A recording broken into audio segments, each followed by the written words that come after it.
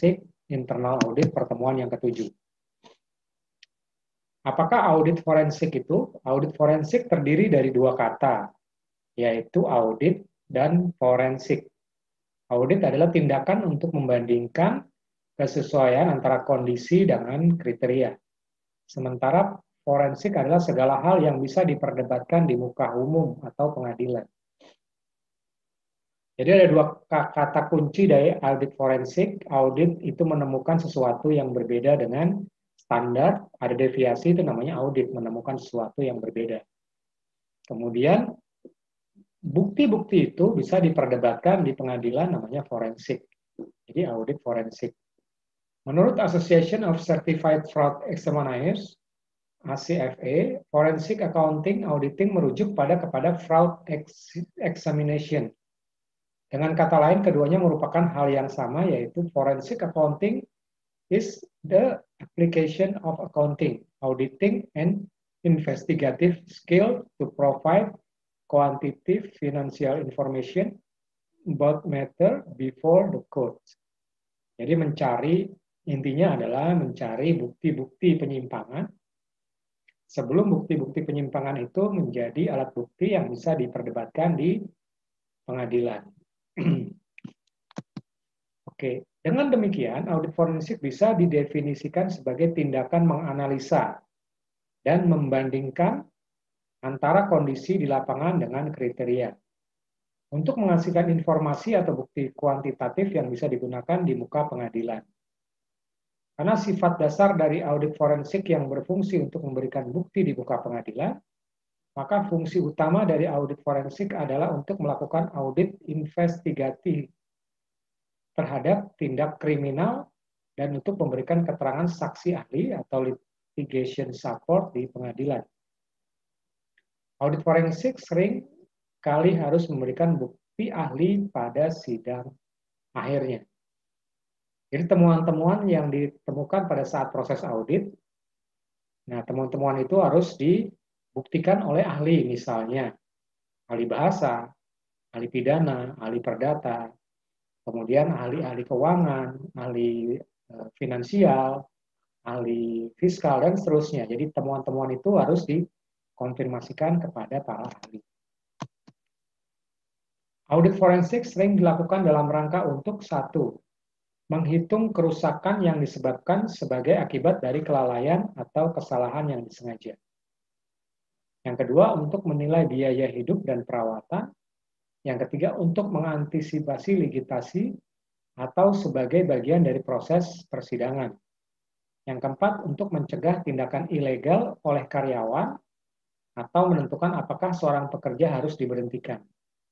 Jadi kalau memang diindikasikan ada penyimpangan atau fraud itu ya seperti korupsi begitu, penggelapan, penggelembungan dan sebagainya dilakukan oleh karyawan, dan indikasinya sudah sangat kuat, maka dilakukanlah proses audit forensik untuk membuktikan bahwa penyimpangan itu memang ada unsur perdata atau pidana yang bisa dibuktikan di muka pengadilan. Audit forensik dapat bersifat satu proaktif, yang kedua reaktif. Proaktif artinya audit forensik digunakan untuk mendeteksi kemungkinan resiko terjadinya fraud atau kecurangan. Jadi yang pertama adalah proaktif, kalau memang ada indikasi penyimpangan, segera dilakukan audit walaupun belum ditemukan bukti secara valid, tetapi indikasinya sudah ada. Kemudian yang kedua adalah bersifat reaktif, artinya audit akan dilakukan ketika ada indikasi atau bukti awal terjadinya fraud. Audit tersebut akan menghasilkan red flag atau sinyal atas ketidakberesan. Dalam ini, audit forensik yang lebih mendalam dan investigatif akan dilakukan.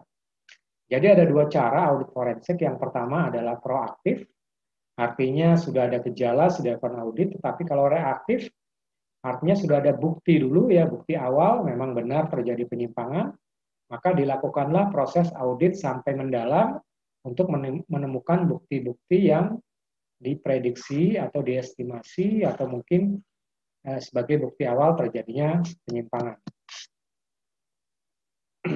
Nah, di sini ada penjelasan mengenai perbedaan audit tradisional dalam kurung keuangan dengan audit forensik. Bedanya di mana? Yang pertama dari sisi waktu, Audit tradisional biasanya berulang, ya berulang artinya ada jeda waktu tertentu, misalnya setahun sekali atau mungkin 6 bulan sekali. Audit forensik tidak berulang karena memang spesifik case. Kemudian lingkupnya laporan keuangan secara umum. Jadi audit umum biasanya dilihat dari laporan keuangannya, apakah bisa diterima atau tidak. Tetapi kalau audit forensik itu sifatnya spesifik.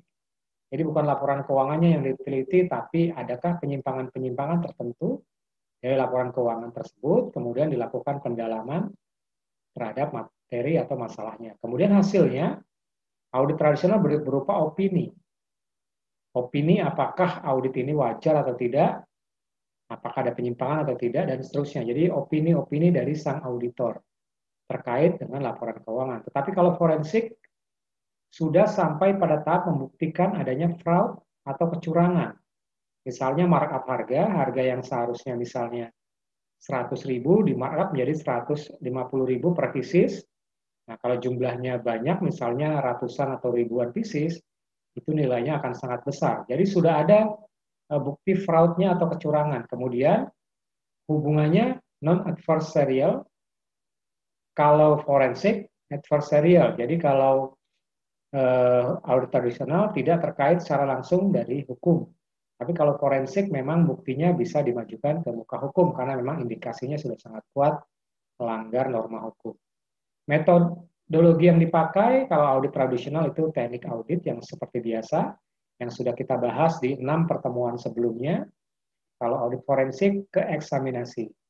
Kemudian standarnya, standar audit, kita sudah bahas juga di pertemuan sebelumnya. Salah satu standar yang digunakan adalah ISO 9001, SOP, Work Instruction, dan seterusnya. Kalau audit forensik, standar audit dari hukum positif.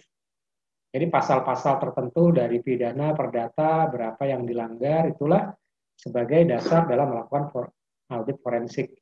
Kemudian praduga sifatnya profesional, kemudian kalau audit forensik merupakan bukti awal. Yaitu adalah perbedaan secara umum antara audit tradisional dengan audit forensik. Intinya adalah audit tradisional lebih cenderung ke laporan keuangan normatif, bersifat opini, dan tidak terkait secara hukum secara langsung. Karena memang belum terbukti adanya penyimpangan dari aspek legal baik perdana maupun pidana. Sedangkan audit forensik sudah ada bukti awal terkait dengan penyimpangan dalam proses penyimpangan tersebut ada kaitannya dengan pasal-pasal atau eksaminasi terkait dengan legalitas baik perdata maupun